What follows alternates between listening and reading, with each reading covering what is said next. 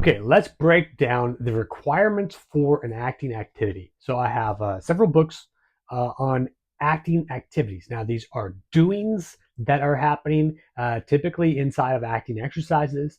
These are done in Meisner classes. These are also done in many different studios, film sets, acting scenes. You do the doings. The doings are independent doings. They often have been called independent doings by many different teachers as well, and they are incredible. So you basically are, it's the action of doing something independently.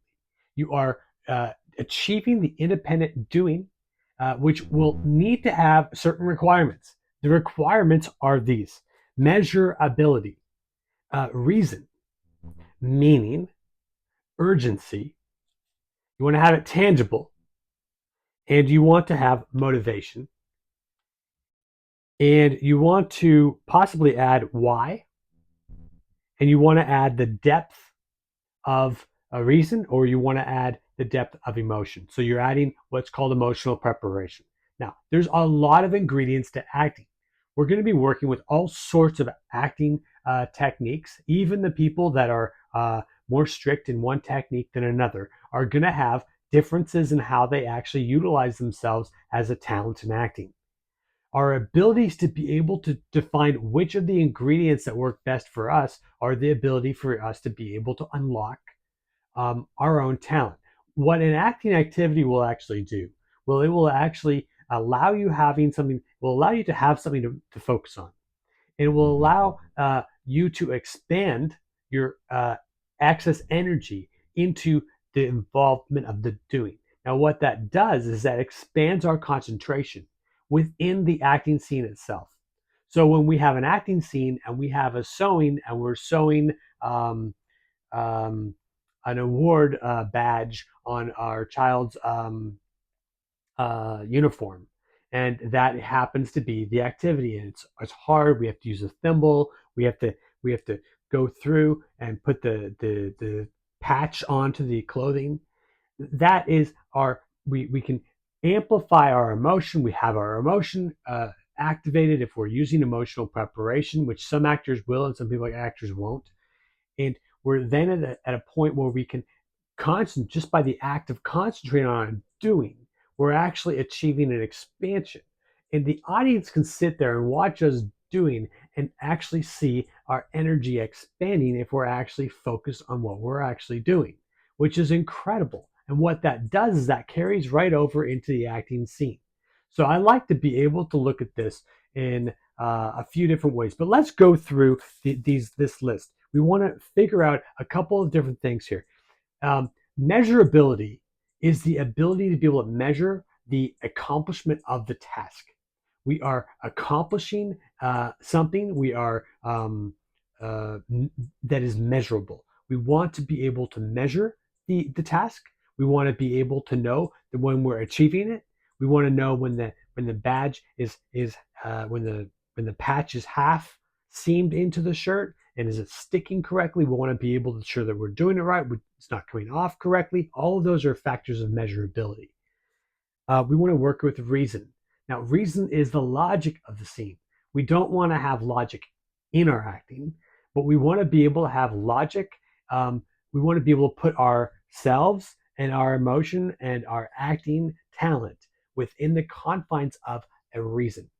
Reason is going to be something that's actually going to make sense. So the storyline, for an example of this, would be that you have a son or daughter. They've or stepson or daughter, and you're like literally doing this task so that they can actually achieve in their acting.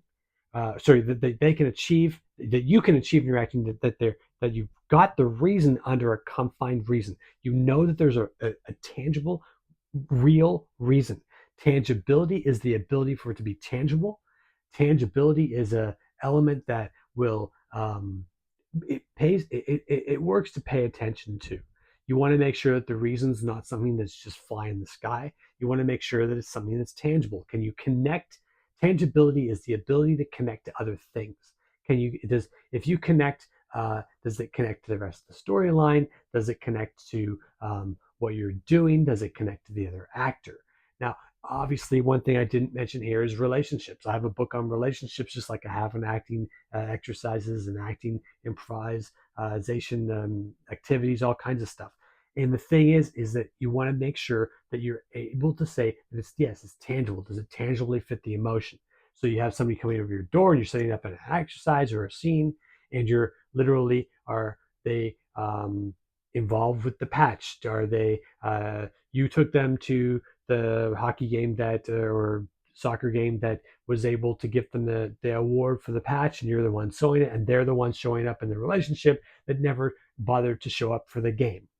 Now that's a tangible element. To be able to check the tangibility, is the tangibility actually something that's working for the scene? And in that case it would be, but that's the reason why we add tangibility.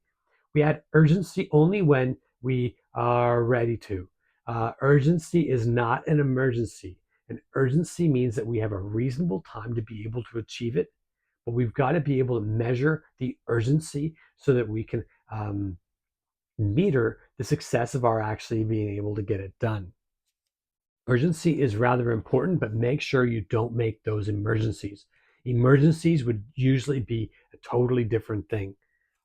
The motivation might be said to be the most important. The motivation that you have will tie into the emotion.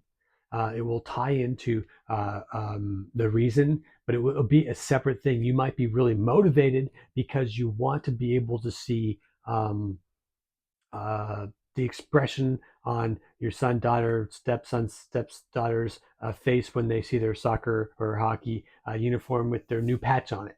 And that might be your motivation. You just want to be able to see their prideful smile because they're happy about what they've achieved. That would be a motivation.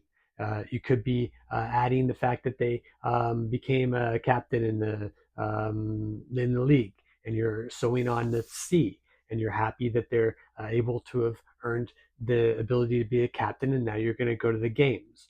And then in the acting exercise, if you set it up with tangible reasons, then all of a sudden the person showing up at your door is your ex-husband or ex-wife, and they're the ones that never showed up at his practices or games. And now we're crafting circumstances that are really clever. Now, emotional preparation is useless unless you have activation. Now, I'm going to repeat this. I am actually telling you that preparation is useless unless you use it. I like to call emotional preparation emotional activation because you need to be able to have an active emotion. You don't want to only leave your preparation outside of your acting. You want to do preparation, your preparation part of the work of understanding what the emotions is that you're going to go through, but then you need to do the work of actually activating that emotion. And that emotion will amplify your motivation, it will amplify your reason, et cetera, et cetera. Now, you might have a reason why you're doing it. That's also something that will add into the whole spectrum of being able to personalize this for yourself. Make sure it's reasonable. It's tying in to constructed storyline, and the scene will make sense to people, even if they're only watching 90 or 2 minutes of it, 90 seconds or 2 minutes of it. They're going to be able to figure out uh, what you're saying and what you're doing by how tight you set up that circumstance. And the last one I have here is depth. You want to be able to add depth. Now, depth is a bit different than emotional preparation and emotional activation. The depth is how long and how deep you go to get your emotion. So you might go quite deep to be able to go into something that's going to be able to have an active emotion.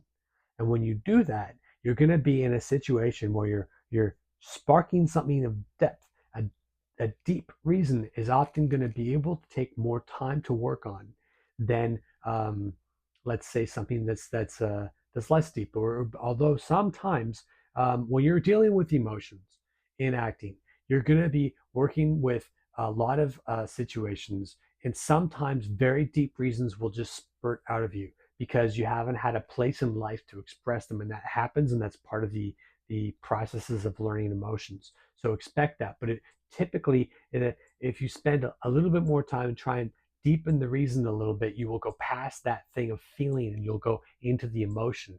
And that's why I did the emotions triangle many years ago. I drew out an emotions triangle to make sure actors were going past their initial fleeting feelings or initial inclinations, and they are going into something that was going to be a deeper feeling. So they're actually working with some depth. So anyway, check out my books and everything. Thanks. Ask questions on these topics and I'll answer them. Thanks.